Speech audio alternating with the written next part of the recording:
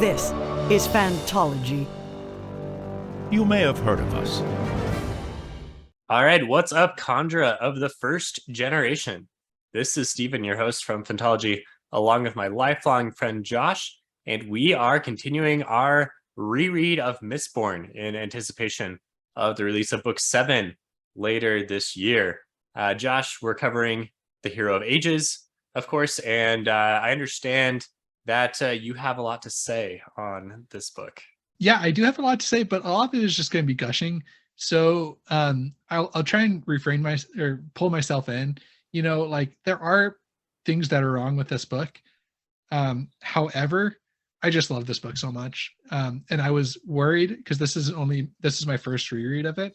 And I was kind of worried that upon a reread, I would like it less than I did in my relative youth. Right. And I'm happy to say that it did not affect my opinion of it that much. So Right. Yeah, That's kind of the angle we're going for with this review. Both of us first reread since our original read back in like 2011. I read it in 2011. Yeah. Okay, yeah. So years ago, right? And before we'd read hardly any other epic fantasies, and obviously back then it was amazing. And since then, I've referenced it over and over as like the greatest ending to a trilogy ever, and amazing how everything comes all together. But it's actually been years since I've read it, and so I was hoping that all of those references and recommendations would be true, and I think it was for the most part. I also really enjoyed my reread. Great. Well, I'm glad I'm not going to be angrily trying to convince you of my position, but yeah, you know, like I like to say that this might be my favorite just straight up trilogy. You know, that's hard to say because Lord of the Rings exists, right? So Sure. So I don't know if I can realistically say that this is better than Lord of the Rings, but when I limit its trilogies, then I don't have to consider things like Harry Potter or like Stormlight Archive or even Kingkiller, because that's not a trilogy yet, so I don't consider it when I say favorite trilogy. You know, so other book series that are up, other book series that are up there in my like top series, I don't have to consider when I say trilogy. So you know, I love this so much. I love this trilogy. I think as a trilogy it works really well. I think every book does struggle from typical trilogy type things. You know, like the middle book's a bit slow and set up, and the first one you're kind of shoved into the deep end a little bit, and the last one, you know, had to pull off a magnificent ending, which it did. But I just think that this trilogy is wonderful. So there you go. There's my start to my gush. I have to say, from a trilogy standpoint, the thing that most impressed me was how well he had it mapped out from beginning to end, which is not surprising for Sanderson based off the way we know that he writes things out, and gives me a lot of confidence for the end of Stormlight, right? Because I'm assuming he has meticulously planned out what he wants to do there too, and there's probably hints all along. But well, we should probably say this is going to be spoilers for. We're going to talk about spoilers for the Hero of Ages at this point. Let's not do spoilers into Mistborn Era 2 or Secret History or any of that. Although I do want to make kind of like some Secret History. Vague... I think we might have to spoil Secret History.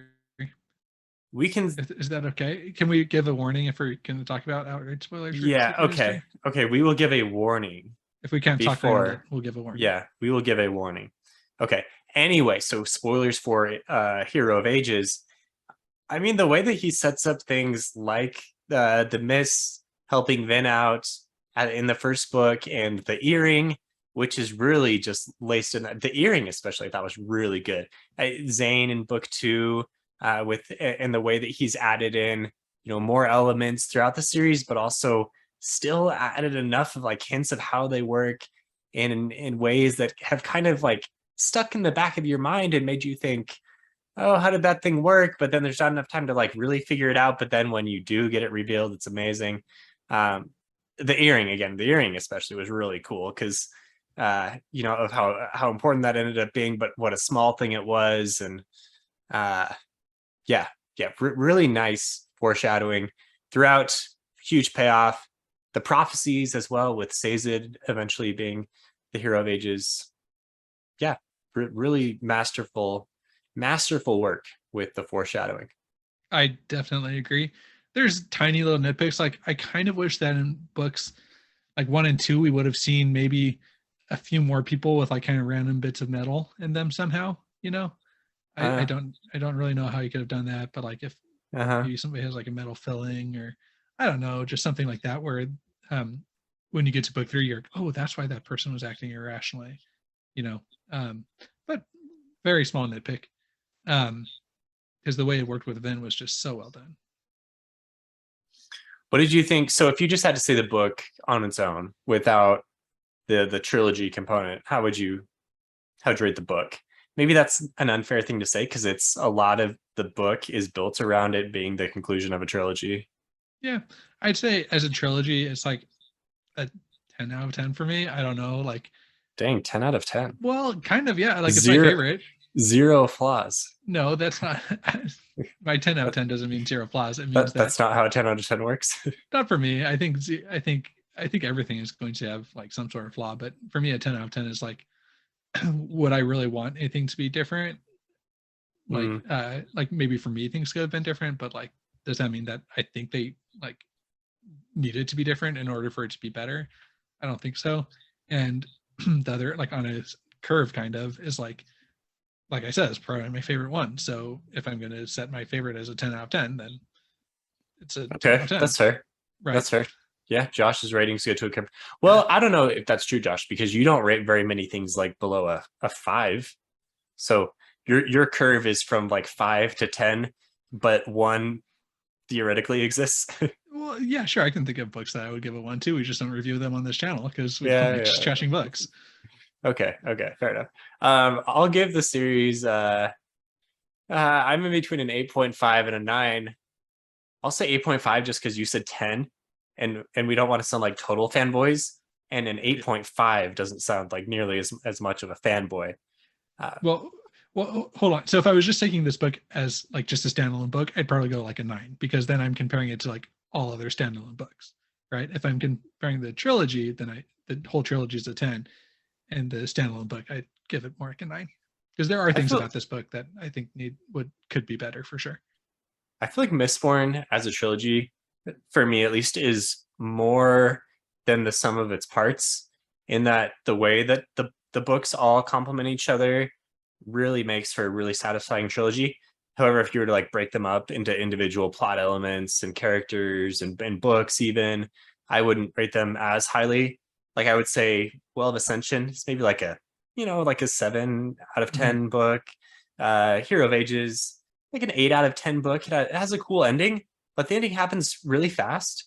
And the beginning and middle drag a little bit. And I think there are some things that could be a little bit better. We jump around from city to city quite a bit, and we don't necessarily spend enough time in any of them to like really feel super fleshed out to me. So I'll give the book an 8 out of 10, which is a good rating, but I think it could be better. But the trilogy as a whole is like a 8.5 or 9. Yeah, I agree with that.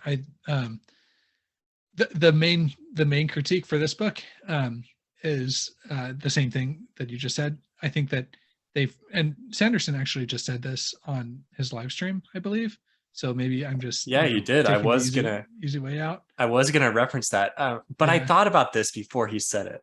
I think it's I just want to throw it out there. So I think he mentioned something that I didn't think of. I had the feeling too that they were going to a little bit too many places, and I couldn't really place myself in these different cities. I thought the spook setting was cool. I kind of think that should have stayed. Or toe. Yeah, where spook was. Yeah. But the other kind of traveling around, like I knew that was weird for me, but I think that he nailed the reason in his live stream was because there wasn't enough Luthadel, and Luthadel is like he mentioned, it's kind of like a character in the book. So I think that's he kind of diagnosed why it was weird for me in that live stream, which I hadn't thought about before, and it's because I needed more Luthadel, and those other it didn't get put into this book enough for me. For as much as we say Sanderson is an amazing world builder, and he is, I think in Mistborn he showed how good of a macro world builder he is, but the micro world building, still could have been tightened up, because Luthadel as a setting was cool, but then every other city to me just kind of seemed like a clone of Luthadel, except one of the clones had canals that were all dried out, but everything else was just kind of the same as Luthadel. But when you go into like Roshar, everything is throughout, it's all different. It's very all different than yeah, Shattered Plains, which is very He- different than the yeah. yeah. He's Right. gotten better at this for sure. Yeah. And it's just a way bigger. Like we were just talking in Discord about how Way of Kings pretty much only takes place in the Shattered Plains and Carbranth. True. Carbranth. So I mean, I think yeah. So there's just way more pages too that he's been able to flesh other things out. But yeah, the point stands is that I think for sure Mistborn had a cool enough world with Luthadel that it was enough for me, especially like my first time reading it. And this time, I think when Vin went exploring in Well of Ascension, that worked for me because it built out like a few of the smaller little farming villages and stuff. Like we got to see some of those places without having to spend a lot of time with them. I think that works. I think another cool place that was built out in Hero of Ages was the Khandra city. That was a cool setting. I think that within a relatively short amount of pages, he really built out like this whole other society and the setting that they live in. So yeah, the Khandra, obviously a big step up, which is why you were introduced to this podcast as Khandra. Big element of this one. So you mentioned, or actually no, you didn't mention.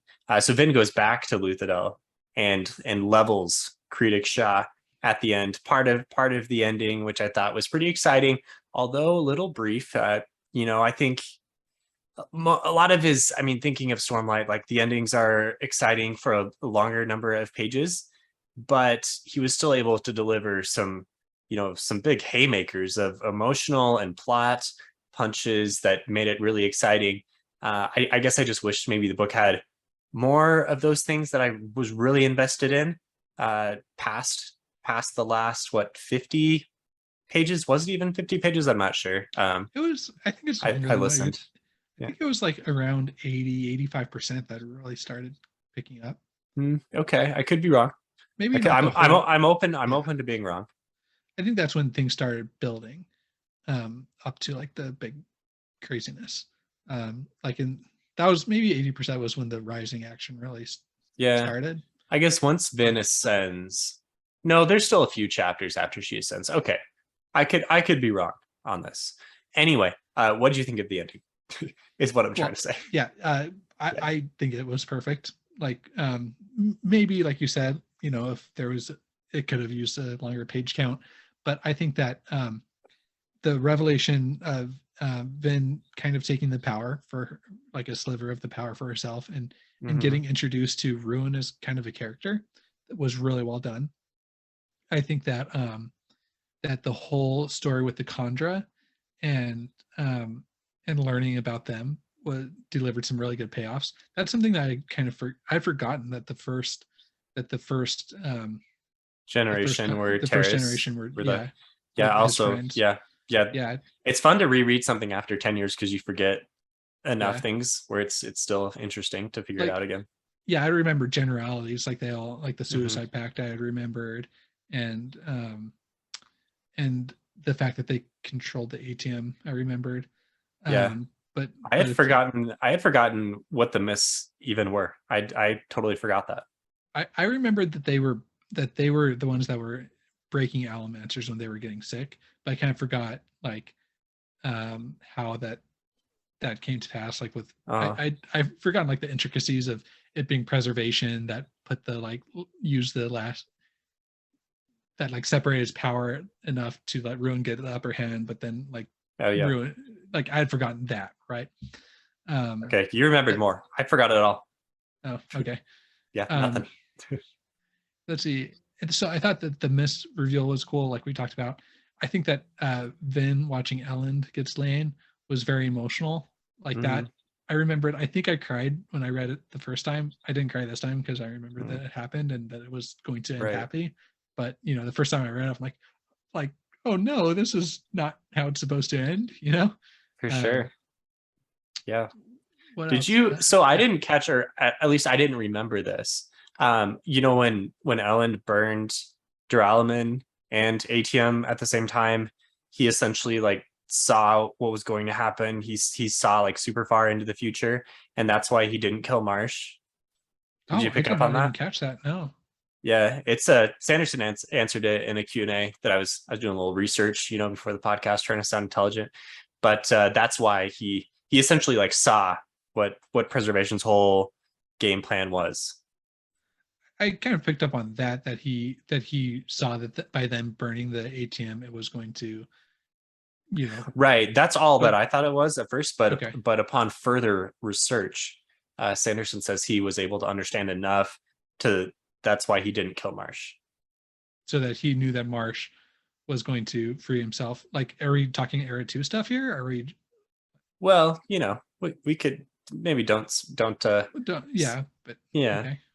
Wow, Yeah, I mean, cool. he knew that Marsh had a further role to play, and Sanderson wasn't sure if he was going to keep Marsh around, but eventually he decided since Ellen needed to spare him, or since Ellen spared him, then Marsh would go on. Cool. That's a yeah. I should go reread that Yeah. little section. I mean, just the idea of I like missed it. burning Duralumin and ATM at the same time. It's a cool combo. So this leads me into the only question that I've personally gotten raffoed by Sanderson. Do you remember this question? I know you remember that I have, but do you remember what question it was? It's something about ATM seeing the future on ATM. If you burn ATM, you see the future. Therefore, is there something to the effect of in Roshar, seeing the future is bad, right? Yeah. Is of odium. So is there a connection? Right. So I yeah, that was my question. Is that exactly what you said? Is that is it is that why it's what's the word that I'm looking for? Taboo on Roshar to see the future because seeing the future is of ruin, and he raffled it, although he didn't have any raffle cards on him. Yeah, and that was at the signing for. It's for Words of Radiance. It's for Words of Radiance, right? Yeah. So good times, but upstairs at the BYU bookstore with like 100 other smelly nerds. And here in November, I just bought my pass to go to the convention center in Salt Lake for the release of the Lost Metal. So he's gotten a little bit bigger since 2013, I think, was Words of Radiance.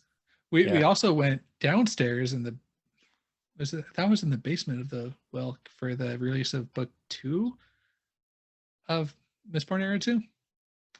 I don't not think remember. you went to that one. Yeah, you go that one with? Guess not a real fan. Well, it was late. It was really late. But he released Bands of Mourning and Shadows of Self.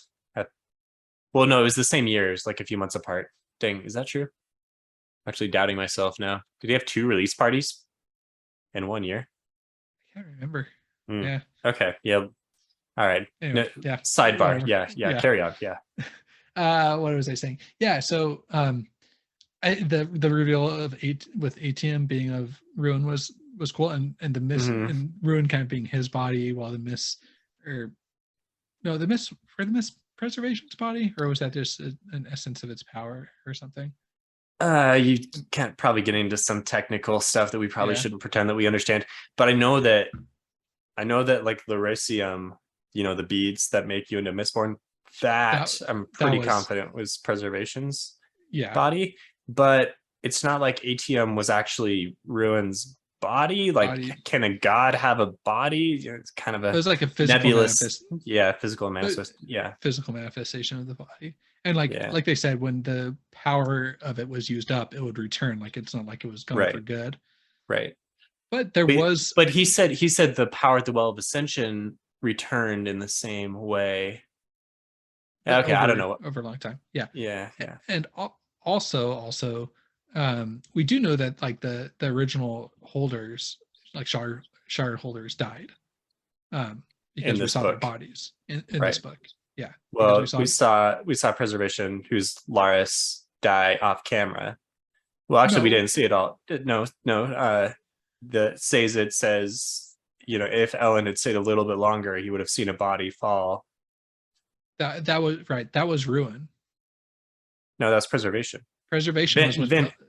No, Vin Preservation and was when Ellen was talking to the was Mist when Spirit. Miss Spirit. Right. Yeah, that's when Preservation died. Yeah. Is that not what I said? Did I say the You said- opposite? I thought you said Preservation was Ellen saw Preservation. What? Or wait. Oh, sorry. Yeah, you're right. But by Ellen's body. Good. Yeah, you're right. By Ellen's body, that's where Uh-huh. Ruin's body was. Yeah. Because Vin sacrificed herself to Right. kill. Yeah. Well, she didn't necessarily know that was going to happen, but powers butted heads and they both died. Right. Yeah. Right. So we saw. Yeah. So I think that was the first time where. Is that the first time? At least this is the first time for me realizing okay, these shards regular people can wield the power. Yeah. That Or kind of blew did. my mind. Yeah, that At kind least of blew my mind. at one point they were regular people and they wielded the Yeah. power. And it Yeah. was ATI, right? His Yeah, name? AT. And, and Larry. Larry. Yeah. Larry.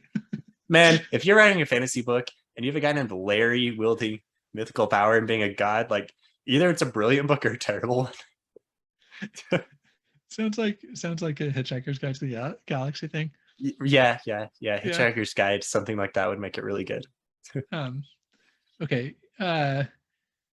Anyway, so the whole ending was just magnificent. I don't know. I'm sure what did I miss from my kind of recap of the ending? Well, says it. Yeah. My guy says it. He was my favorite part of the book. I loved his arc, especially. Well, I mean, we got his arc over the trilogy, but we really got. We didn't get a complete arc. We got a complete arc over the trilogy, but we got him going from rock bottom to desperately trying to find meaning, to realizing there was no meaning and there was nothing to really believe in, to then finding something and then mistakenly believing that Vin was going to save him, and then realizing that he was in fact the hero of ages, and using, I think the thing that I always remembered was Sazed took the power on his forearms, right? And then he used he was able to use all of the knowledge to put it in to correct all the mistakes and fix it all. And it's that was just a perfect culmination of everything about Sazed. Yeah, it was magnificent. And I really relate to a lot of Sazed too, just in terms of personal faith and kind of ebbing and flowing, and how that should guide my life. And so for in order to, you don't see very many characters in fantasy kind of go through those kind of struggles, which I think is a pretty relatable struggle, no matter how religious you are. Mm-hmm. I think everybody grapples with if they believe in God, or if they don't, what that process is and what the ramifications for that are. I think everybody, that's a very human experience, right? That a lot of people have, to varying degrees, of course. Right. But you don't see it represented all that often in literature, especially in fantasy. So I thought that was really cool. And of course, not every time do they need to be kind of the savior archetype that saves the world and the planet. But but before he did that, it was a really compelling kind of thought-provoking character that hit me when I was young, when I was 19, and hit me strong when I'm 30. It was awesome. So I think if a book hits you at two different ages that are pretty different psyches, that's a sign of a good book. Yeah. And even if Sazed hadn't been the savior, so to speak, at the end, still would have been really compelling. Right, for sure. There's several different ways that he could have had a fulfilling arc, and that was of course just a really cool, fantastical way to do it, right? But any way that would have led to him being at peace with his decision, whether that would have been equally cool. Just the fact that he allowed a character to really go on that journey, and what I thought was a believable way. But I thought it was awesome. Yeah. Okay, so then at the end, it's a new world for everyone else as they emerge into the new, basically Garden of Eden setting, and then we launch Era 2, and I thought it was a great way to end it. I mean, obviously Sanderson was always planning on doing multiple eras of Mistborn, so it's not like he's cheating and milking it just to write more books in the world. Like it was a great way to lead in, because there was no coming back from the way that the world was not going to be saved. It was going to die unless something like this happened. Yeah, and I don't want to do spoilers for Era 2, but one thing that I was wondering about when Era 1 ended was what happened to everybody else, like on the planet during this whole process. You know, like Sure.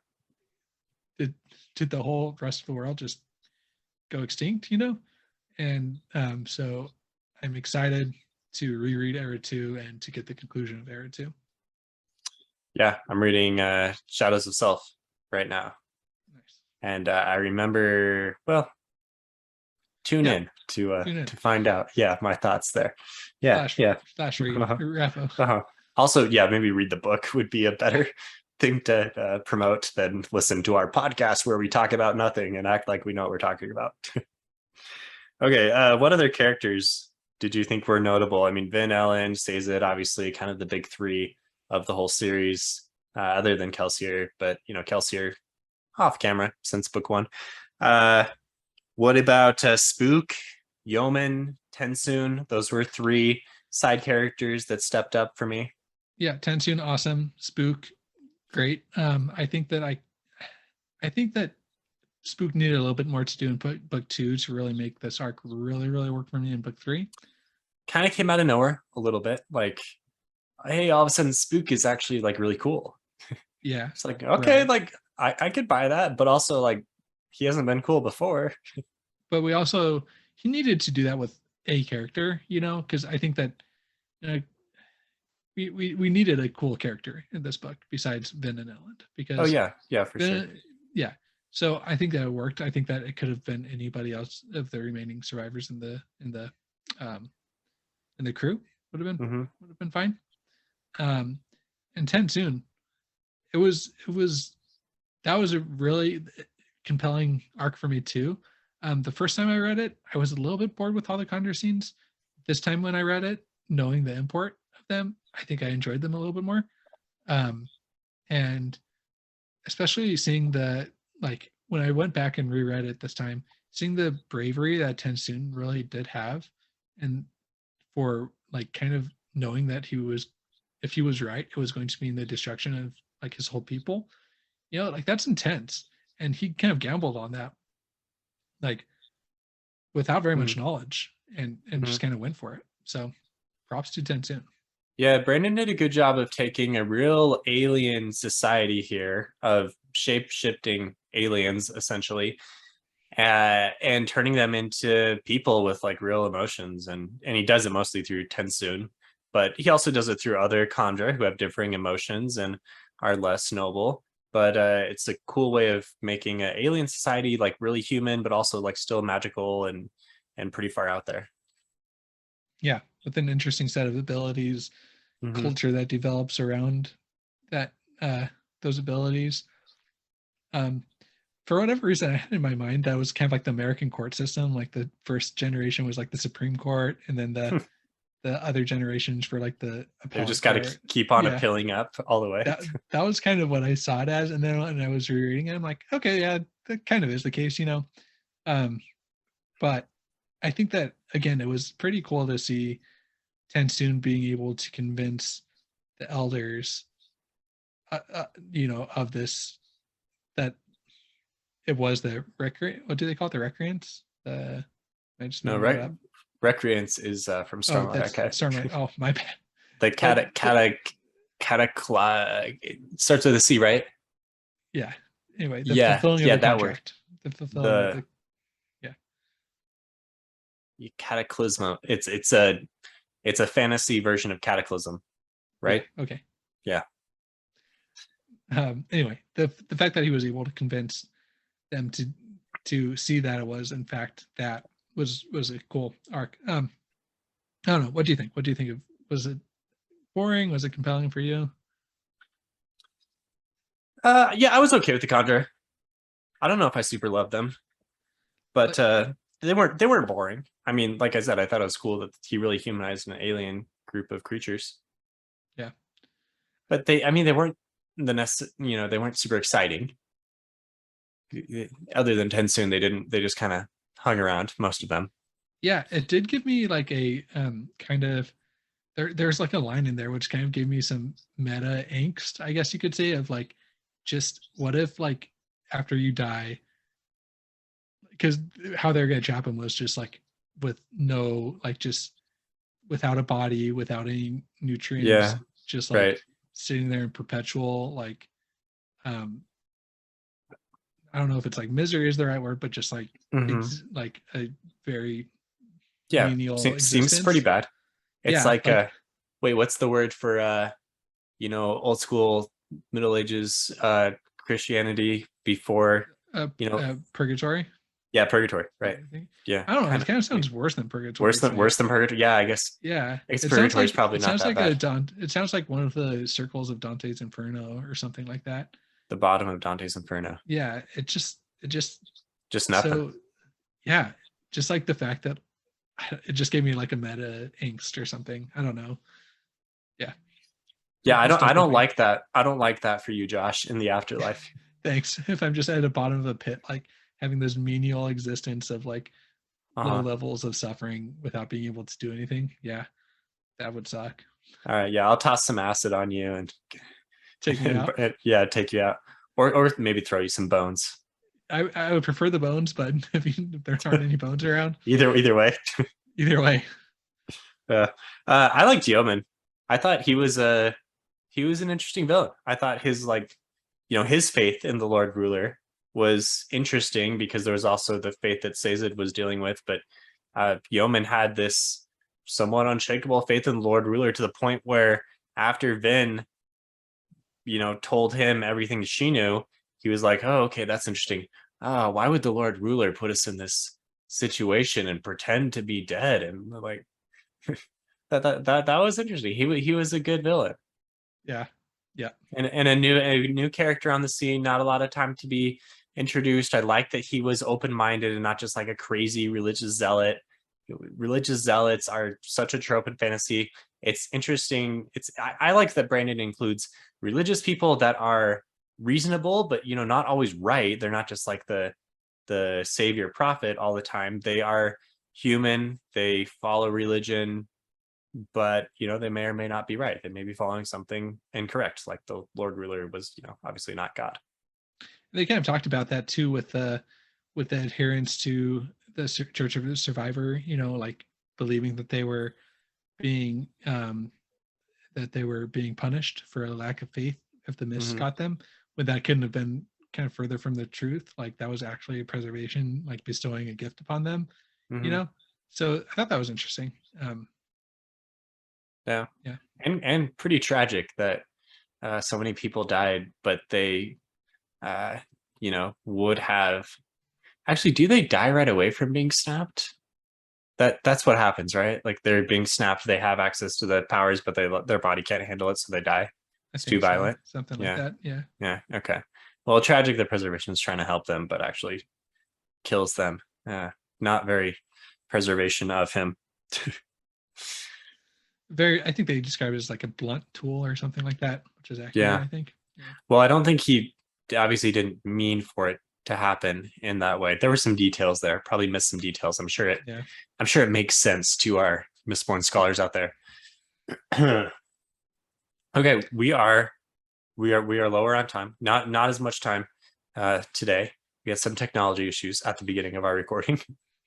But let's do worst of the best. I have two possible worst of the best, because I suspected that since you loved it so much, you may not even have one.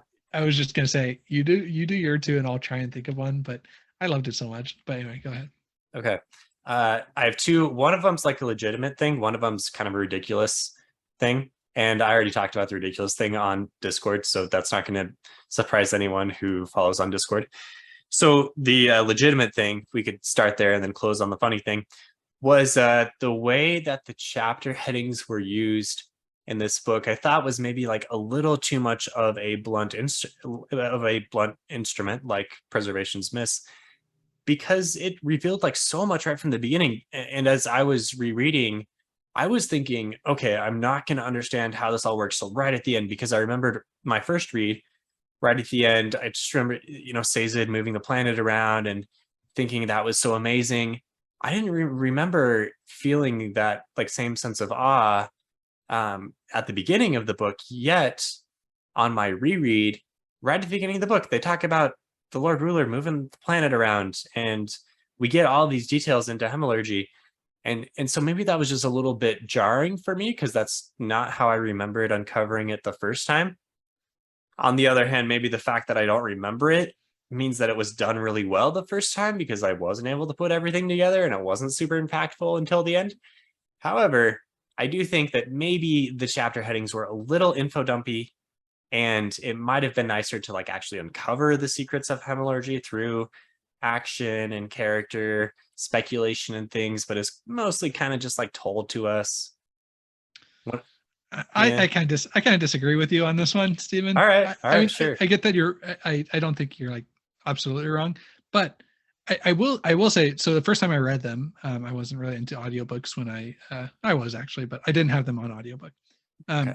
But this time I listened to them, and like the narrator, Michael Kramer, like did Sazed's voice on the chapter headings.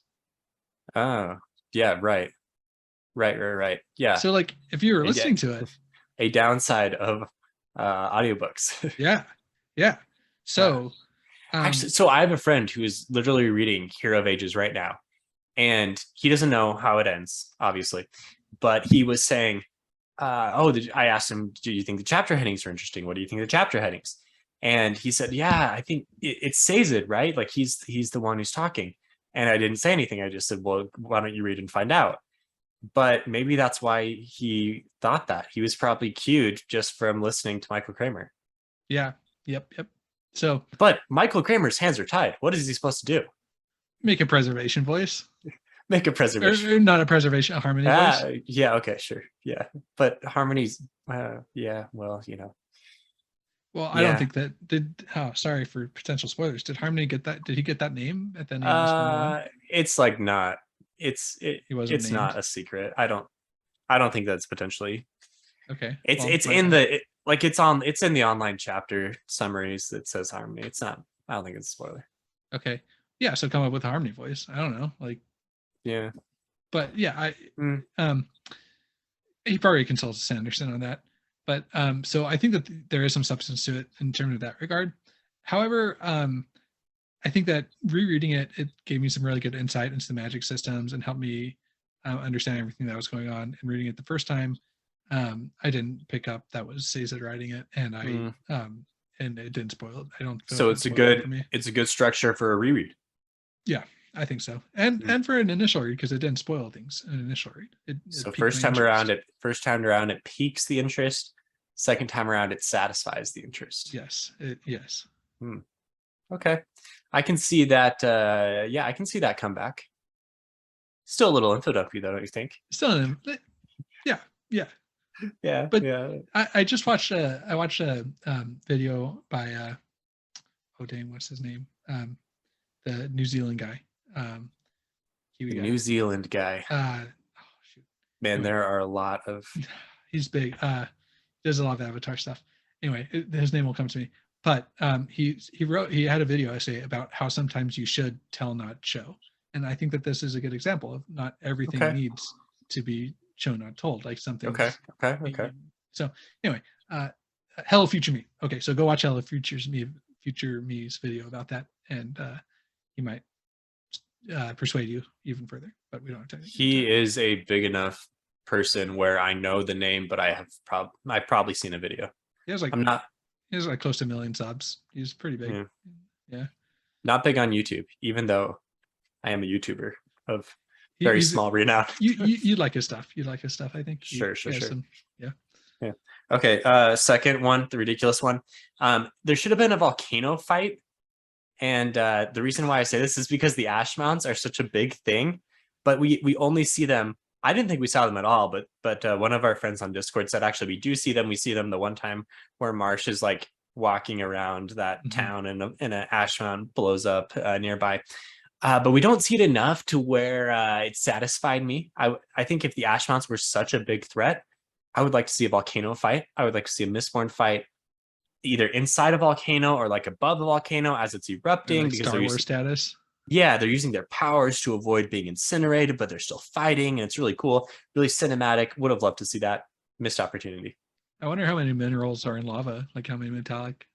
Yeah, things yeah, in they're lava. like they're running out of minerals, and a volcanic rock goes into their mouth, and they're able to burn it. Okay, I was more thinking like pushing lava at each other. Oh, right. Yeah, that's probably the better thing. My thing is stupid. Okay. I'm not gonna write the volcano fight because my fight is obviously ridiculous, but I would have liked to see the volcano fight. That would have, man. Okay, Sanderson, on the off chance, somebody tweeted Sanderson saying, please write a short story volcanic Mistborn fight. That would be awesome. And he did base this a lot on Star Wars, right? About like the Force. And so if we could have like that would be very reminiscent of episode 3. Just saying. Yeah. Volcano fight. Who's got the high ground? So okay, one more all right, one more. One thing for me. Yeah, you have 2 minutes. We needed we needed a Condor impersonation. There weren't really good Condor impersonations this book. There is like a really good one, book 2, book 1. There's always the chance of being of Condor impersonations have. There's really only one great Condor impersonation throughout the whole. Well, there was Lord Renew, and there was the misdirection of book 2. Yeah, that's what I'm saying. Like book 2 was really like had the great Condor impersonation stuff. We needed another good Condor impersonation in this book, I think. Like especially with like them being at the Condra. I don't know.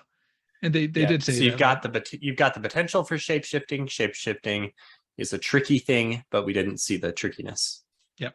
So that would be an improvement that would have been something I would have liked to see.